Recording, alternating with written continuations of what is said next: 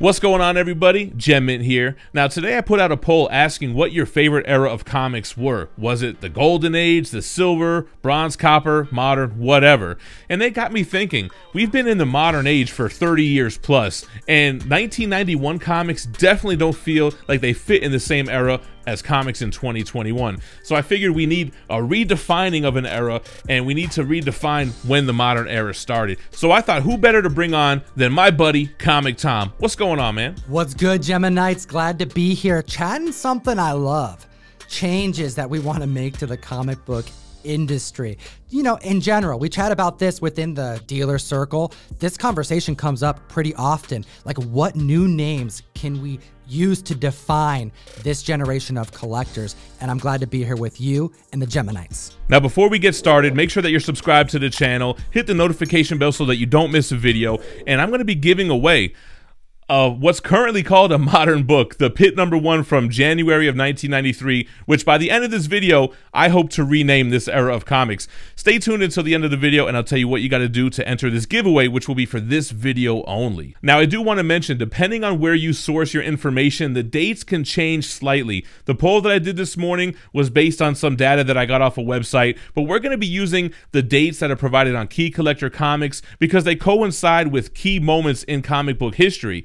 And what's funny is I do a top 10 video with Tom every week. Make sure to go subscribe over there. And he also does the top 10 back issues with me, as well as the top trending list. And a lot of people think that these books are based off of speculation on books that we think are going to be hot. But really, it's based on sales from the prior week that are sourced by Key Collector. That's right. We're chatting the historical record every single week on my channel at Comic Tom 101. Gem and I cover the hot books, the record breakers, the comics defining this generation of collectors. Sales that exceed $10, $20, $30,000. But I also cover the trending comics every single week with an Overstreet price guide advisor. Come and check us out. And just as a quick mention, the current poll, which is up in my community tab right now, has over 4,000 votes, and 62% of the people are saying that modern comics are their favorite era. And I'm thinking that's because it's got everything. It's got 90s goodness, it's got Walking Dead era, early 2000 Image, and current books. So we need to redefine what's going on here.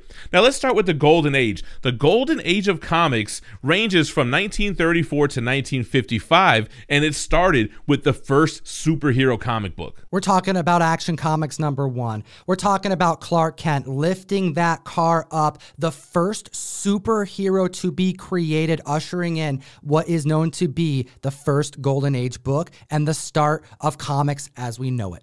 And what's funny is Superman used to leap tall buildings with a single bound. He didn't always fly and have heat vision and be as strong and powerful as the Superman we know today. Reading that Golden Age Omnibus Volume 1, he's way different than what we know him as today.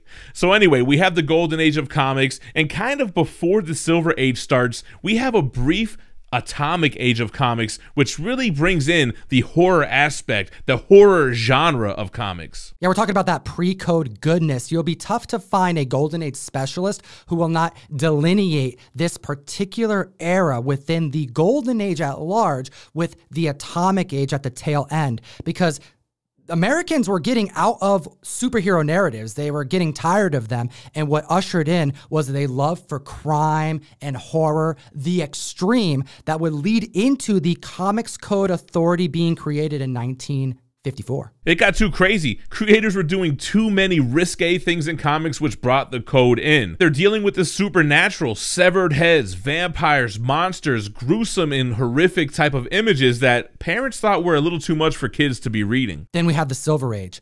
The passion for cars, looking up to the sky for advancement, science, the American way.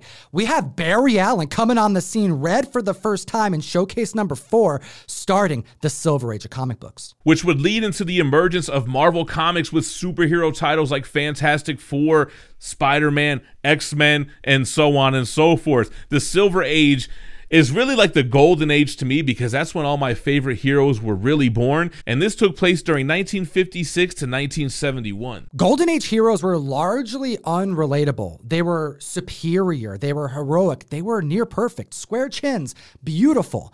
Well, in the Silver Age, in effort to make them more relatable, Stan Lee, the legend, Jack Kirby, combined their efforts to make characters like the X-Men, like Peter Parker, Fantastic Four, characters that were broken, that had problems, that the readers can see themselves as more relatable and likable. And where Stan Lee introduced that for the Silver Age, it was expounded upon even more so in the Bronze Age. The Bronze Age ranges from 1972 to 1985, and it's really credited to Green Lantern 76 from the Green Lantern Green Arrow team-up book that introduced issues with drugs, with politics, and more real-life, real-world situations. This is where comics began to get serious. Denny O'Neil teams up with Neil Adams. They write narratives about the problems in America. Silver Age comics focused on a trust for the government, about science and the excitement of space and technology.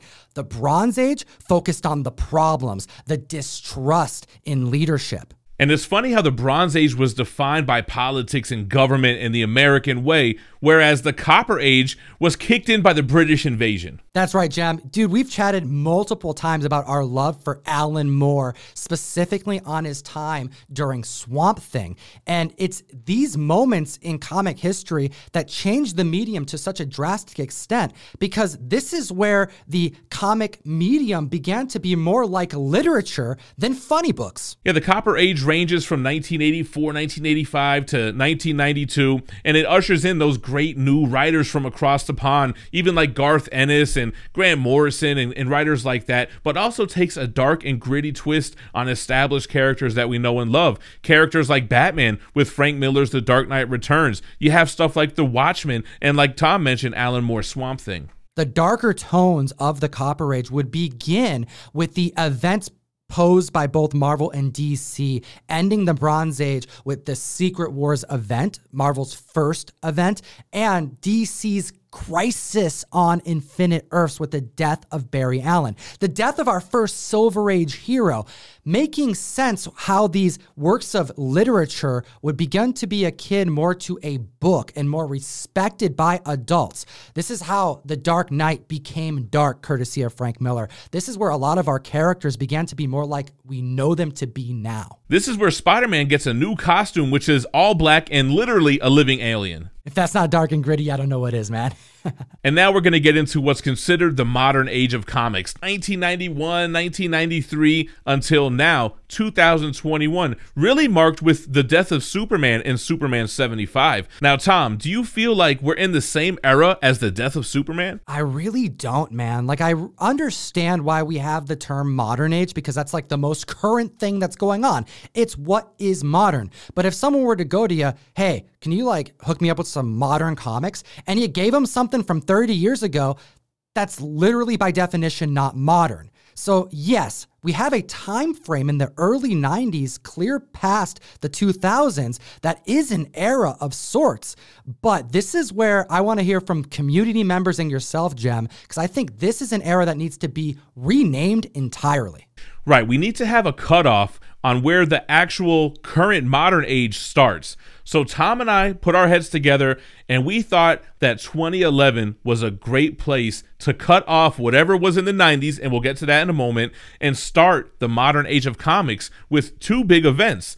Ultimate Fallout 4, the first appearance of Miles Morales, arguably the most popular, newest character to be created, and the DC New 52, which brought in so many collectors and readers into comics with their reboot of a universe. We even have just a short couple years later with the death of Peter Parker in the ending of what would be Amazing Spider-Man 700. These coupled together show a status quo that has completely altered. And it's these moments that I feel like define a new era of collecting, the variant era. Whether that be the name or not, that's yet to be determined in the future, because whatever era that is, we're currently living in it. But what that means is that we have to redefine what the modern era of comics actually is. So here's our suggestions. We're talking 1993 to 2011. Do you keep going with the metals? Is it the aluminum age? Is it the steel age? Or is it the foil age, the chromium age, the shiny cover age? Yeah, we want to hear from you, the community, because I'm a fan of keeping the metal terms consistent, I know Jeff, the Golden Age guru, the Golden Age specialist on my show, he has been an advocate for this Steel Age for quite some time. See, when I think of the 90s, I think of not only extreme 90s, but I think of the chromium covers. That's what always drew me in, and that's what I would suggest for the name of the era, the chromium age of comics. But we want to know what you guys think. That's what's going to enter you into the giveaway for this pit number 1. You need to be subscribed to this channel, subscribe to Comic Tom, and comment below on what do you think that era of comics should be called from 1993 to 2011, and then 2011 to present would be the new modern age. And like Tom said, once we get into some other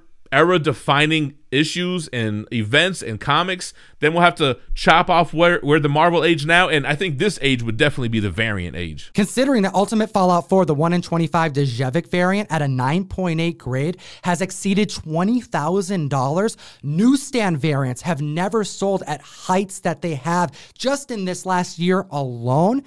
It would mean that this modern era that we are currently in, if we're going to be redefining terms, it's mobile. It's changing, it's moving. So the era we're currently living in would have to be redefined again in the future. So I want to know what the community thinks about the era that we're living in now. Is it the variant age? Is it the speculation age? Is it the multiple printing age? Is it the jeweler age? I have to know what you think in the comment section below. So we're going to give you guys time to comment on this video, and we're going to call out the winner on Tom's channel for our weekly top 10 video, which airs on June 2nd. You guys can be worldwide. I'll ship it anywhere. All you got to do is be subscribed to both channels and comment below. Appreciate your time today, GemMint's comic fam. As always, geek responsibly. Stay minty fresh and check out my new comic book day reviews, omnibus hauls, and statue unboxing videos. Peace.